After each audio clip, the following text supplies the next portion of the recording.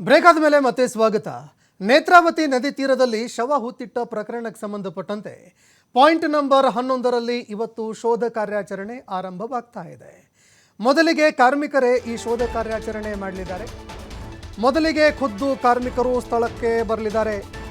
ಕಾರ್ಮಿಕರೇ ಈ ಶೋಧ ಕಾರ್ಯವನ್ನು ಆರಂಭ ಮಾಡಲಿದ್ದಾರೆ. ಅದಾದ ಬಳಿಕ ಹಿಟಾಚಿ ಮೂಲಕವೂ ಹುಡುಕಾಟ ನಡೆಸಲಾಗುತ್ತೆ.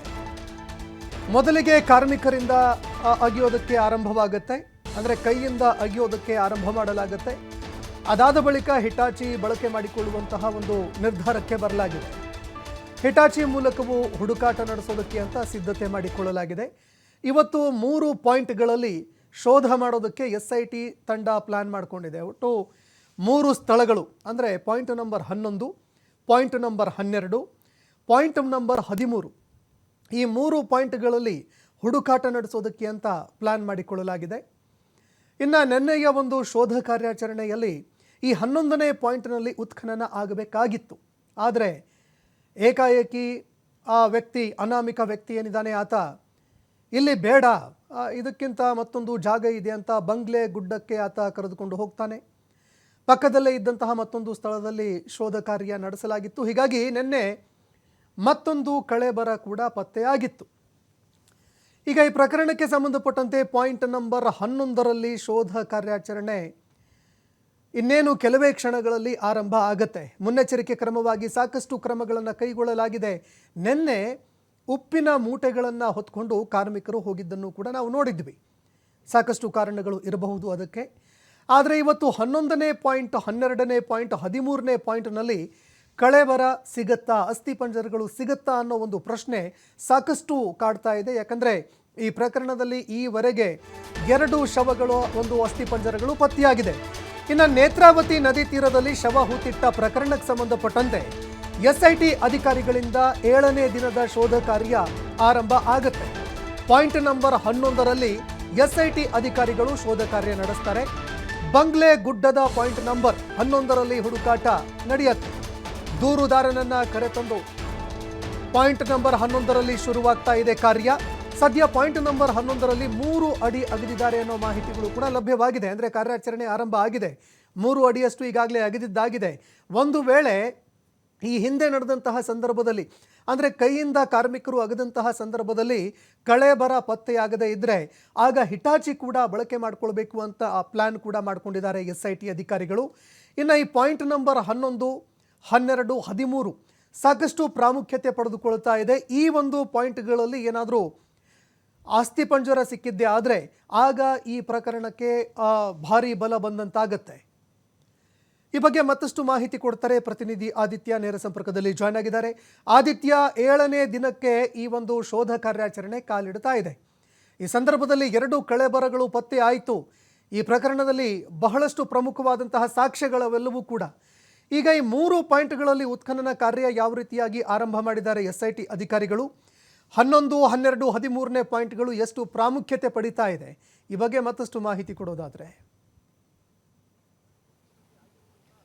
ಸಂತೋಷ್, ಹೌದು, ಎಲ್ಲ ಅಂದ್ಕೊಂಡ ರೀತಿಯಲ್ಲಿ ನಡೀತಾ ಇದ್ರೆ ನಿನ್ನೆ ನಡಿಬೇಕಾಗಿತ್ತು 11ನೇ ಪಾಯಿಂಟಿನ ಉತ್ಖನನ. ಆದರೆ ನಿನ್ನೆ ಅನಾಮಿಕ ದೂರುದಾರ ಈ ಸ್ಪಾಟಿಗೆ ಬಂದ ಮೇಲೆ ಇಲ್ಲಿ ಬೇಡ, ಕಾಡಿನ ಒಳಗಡೆ ಹೋಗಿ ಬೇರೆ ಜಾಗವನ್ನು ತೋರಿಸ್ತೀನಿ ಅಂತ ಆತ ಆ ಜಾಗದಿಂದ ಬೇರೆ ಜಾಗಕ್ಕೆ SIT ಅಧಿಕಾರಿಗಳನ್ನು ಕರೆದುಕೊಂಡು ಹೋಗ್ತಾನೆ. ಸೊ ನಿನ್ನೆ ಅಲ್ಲಿ ಒಂದಿಷ್ಟು ಮಾನವರ ಮೂಳೆ ಪತ್ತೆಯಾಗಿದೆ ಅನ್ನುವಂಥ ಮಾಹಿತಿ ಕೂಡ ಲಭ್ಯವಾಗಿದೆ. ಇದರ ಜೊತೆಗೆ ಇವತ್ತು ಕೂಡ ಅಂಥದ್ದೇ ಒಂದು ನಿರ್ಧಾರವನ್ನು ಕೈಗೊಳ್ಳಬಹುದು ಅನ್ನುವಂಥ ನಿರೀಕ್ಷೆ ಇತ್ತು. ಆದರೆ ಅದು ಇವತ್ತು ಸುಳ್ಳಾಗಿದೆ. ಇವತ್ತು 11ನೇ ಪಾಯಿಂಟಿಂದನೇ ಮತ್ತೆ ಉತ್ಖನನ ಮುಂದುವರಿತಾ ಇದೆ. ನಾವು ದೃಶ್ಯದಲ್ಲಿ ಗಮನಿಸಬಹುದು, ಸರಿಸುಮಾರು 1.5 ಗಂಟೆ ಕಳೆದಿದೆ. 3 ಅಡಿವರೆಗೂ ಕೂಡ ಮಾನವ ಶ್ರಮವನ್ನು ಯೂಸ್ ಮಾಡಿ ಈಗಾಗಲೇ ಅಗೆಯಲಾಗಿದೆ. 11ನೇ ಪಾಯಿಂಟ್ನಲ್ಲಿ ಈವರೆಗೂ ಕೂಡ ಏನೂ ಪಾಸಿಟಿವ್ ಡೆವಲಪ್ಮೆಂಟ್ ಇಲ್ಲ. ಬೆಳಗಿನಿಂದಲೂ ಕೂಡ ಬೇಕಾದಂಥ ತಯಾರಿಗಳನ್ನು ಮಾಡಿಕೊಂಡಿದ್ದರು. ಯಾಕಂದರೆ ಬಹಳ ನಿರೀಕ್ಷೆಯನ್ನು ಹುಟ್ಟು ಹಾಕಿರುವಂಥ ಪಾಯಿಂಟ್ಗಳು ಇದು. ಪಾಯಿಂಟ್ ನಂಬರ್ 9, 10, 11, 12 ಶನಿವಾರ ನಡೆದಿದ್ದು ಪಾಯಿಂಟ್ ನಂಬರ್ 9 ಮತ್ತು 10. ಆ 9 ಮತ್ತು 10ನಲ್ಲೂ ಕೂಡ ಏನು ಸಿಕ್ಕಿರಲಿಲ್ಲ ಅವಶೇಷಗಳು. ಹಾಗಾಗಿ 11 ಮೇಲೆ ನಿನ್ನೆ ಬಹಳ ನಿರೀಕ್ಷೆಗಳು ಇತ್ತು. ಸೊ ಇವತ್ತು ಅದರ ಬಗ್ಗೆ ಕಾರ್ಯಾಚರಣೆ ಆಗಬೇಕಾಗಿತ್ತು. ಆದರೆ ನಿನ್ನೆ ಅನಾಮಿಕ ದೂರುದಾರ ಬೇರೆ ಕಡೆಯವರನ್ನು ಕರ್ಕೊಂಡು ಹೋದಂಥ ಕಾರಣದಿಂದಾಗಿ ಅದು ಆಗಿರಲಿಲ್ಲ. ಸೊ ಇವತ್ತು ಪಾಯಿಂಟ್ ನಂಬರ್ 11ಇಂದನೇ ಮತ್ತೆ ಕಾರ್ಯಾಚರಣೆ ಆರಂಭವಾಗಿದೆ. ಸೊ ದೃಶ್ಯದಲ್ಲಿ ನೀವು ಗಮನಿಸ್ಬೋದು, ಕೂಳಿಯಾಳುಗಳು ಅಗಿತಾ ಇರುವಂಥದ್ದನ್ನು, ಅದರೊಂದಿಗೆ ಮಣ್ಣನ್ನು ಕೂಡ ತೆಗಿತಾ ಇರುವಂಥದ್ದನ್ನು ನೋಡ್ಬೋದು. ಮೇಲ್ಭಾಗದಲ್ಲಿ ಟರ್ಪಲಿನನ್ನು ಕೂಡ ಹಾಕಿದ್ದಾರೆ. ಯಾಕಂದರೆ ಮಳೆ ಬಂದು ಕಾರ್ಯಾಚರಣೆಗೆ ಅಡ್ಡಿಯಾಗುವಂಥ ಸಾಧ್ಯತೆ ಇದೆ. ಈಗಾಗಲೇ 3 ಅಡಿಯವರೆಗೂ ಕೂಡ ಅದು ಹೋಗಿರುವಂಥ ಲಕ್ಷಣಗಳು ಇಲ್ಲಿಂದ ಬಹಳ ಸ್ಪಷ್ಟವಾಗಿ ಕಾಣಿಸ್ತಾ ಇದೆ. ದೃಶ್ಯದಲ್ಲೂ ಕೂಡ ನೀವು ಗಮನಿಸಬಹುದು, ಕೆಳಭಾಗದಲ್ಲಿ ಕೂಲಿ ಆಳುಗಳು ಕೆಳಗಡೆ ನಿಂತಿದ್ದಾರೆ. ಅಂದರೆ ಅವರ ಮೊಣಕಾಲಿನವರೆಗೂ ಕೂಡ ಅದು ಆಳ ಹೋಗಿರುವಂಥ ಸಾಧ್ಯತೆಗಳು ಮೇಲ್ಭಾಗದಲ್ಲಿ ಕಂಡು ಬರ್ತಾ ಇದೆ. ಈವರೆಗೂ ಕೂಡ ಮೂಳೆಗಳು ಸಿಕ್ಕಿರುವಂಥ ಅಥವಾ ಸಂಬಂಧಪಟ್ಟಂಥ ಏನು ಮಹತ್ವದ ವಸ್ತುಗಳಲ್ಲಿ ಸಿಕ್ಕಿರುವಂಥ ಯಾವುದೇ ಲಕ್ಷಣಗಳು ಕೂಡ ಕಾಣಿಸ್ತಾ ಇಲ್ಲ. ಇನ್ ಕೇಸ್ ಆ ಥರ ಆಗಿದ್ದಿದ್ರೆ ಇಷ್ಟೊತ್ತಿಗೆ ಅಲ್ಲಿ ಫೋರೆನ್ಸಿಕ್ ಅಥವಾ ಏನು SIT ತಂಡದ ಮುಖ್ಯಸ್ಥರಲ್ಲಿ ಬರಬೇಕಾಗಿತ್ತು. ಆದರೆ ಅವರು ಮೇಲ್ಭಾಗದಲ್ಲಿ ನಿಂತ್ಕೊಂಡು ಕಾರ್ಯಾಚರಣೆಯನ್ನು ನೋಡ್ತಾ ಇದ್ದಾರೆ. ಸೊ ಏನು ಈ ಒಂದು ಪಾಯಿಂಟ್ಗಳಿಗೆ ಬಂದಂಥ ಬಳಿಕ ಬಹಳ ನಿರೀಕ್ಷೆಗಳು ಇತ್ತು ಮತ್ತು ಆತ ಕೂಡ ಒಂದು ಮಾಹಿತಿಯನ್ನು ನೀಡಿದ, ನಾನು ಮೃತದೇಹಗಳನ್ನು 3 ಅಡಿಯ ಒಳಗಡೆ ಅಥವಾ 4 ಅಡಿಯ ಒಳಗಡೆ ನಾನು ಹೂತಾಕ್ತಾ ಇದ್ದಿದ್ದು ಅಂತ. ಹಾಗಾಗಿ 3 ಅಡಿವರೆಗೂ ಕೂಡ ಮಾನವ ಶ್ರಮದ ಮೂಲಕವೇ ಕಾರ್ಯಾಚರಣೆಯನ್ನು ನಡೆಸಿ ಆ ಬಳಿಕ ಹಿಟ್ಯಾಚಿಯನ್ನು ಬಳಸುವಂಥ ಪದ್ಧತಿ ಮೊನ್ನೆಯಿಂದ ಕೂಡ ನಡೆದುಕೊಂಡು ಬಂದಿದೆ. ಇನ್ನೊಂದು ಕಡೆಯಿಂದ ಇಲ್ಲಿ ಹಿಟ್ಯಾಚಿ ನಿಂತಿರುವಂಥದ್ದನ್ನು ಕೂಡ ನೋಡಬಹುದು. ಯಾವ ಕ್ಷಣದಲ್ಲೂ ಬೇಕಾದರೂ ಹಿಟ್ಯಾಚಿಯ ಕಾರ್ಯಾಚರಣೆಗೆ ಕರೆ ಕೊಡುವಂಥ ಸಾಧ್ಯತೆ ಇದೆ. ಆದರೆ 4 ಅಥವಾ 3.5 ಅಡಿಯವರೆಗೂ ಕೂಡ ಮಾನವ ಶ್ರಮವನ್ನೇ ಯೂಸ್ ಮಾಡ್ತಾ ಇದ್ದಾರೆ. ಇನ್ ಕೇಸಲ್ಲಿ ಏನಾದರೂ ಕಳೆಬರ ಸಿಕ್ಕಿದರೆ ಅಥವಾ ಮೂಳೆಗಳು ಸಿಕ್ಕಿದರೆ, ಅಸ್ಥಿಪಂಜರಕ್ಕೆ ಸಂಬಂಧಪಟ್ಟಂಥ ಅವಶೇಷಗಳು ಸಿಕ್ಕಿದರೆ ಅದು ಹಿಟ್ಯಾಚಿ ಯೂಸ್ ಮಾಡಿದರೆ ಡ್ಯಾಮೇಜ್ ಆಗುವಂಥ ಸಾಧ್ಯತೆಗಳು ಕೂಡ ಇದೆ. ಹಾಗಾಗಿ ಈವರೆಗೂ ಅದಕ್ಕೆ ಕರೆ ಕೊಟ್ಟಿಲ್ಲ. 1.5 ಗಂಟೆ ಅಥವಾ 2 ಗಂಟೆಯ ನಂತರ ಹಿಟ್ಯಾಚಿಯನ್ನು ಬಳಸುವಂಥ ಕಾರ್ಯಾಚರಣೆಗಳು ಹೆಚ್ಚಾಗಿ ನಡೀತಾ ಇದ್ದಿದ್ದು.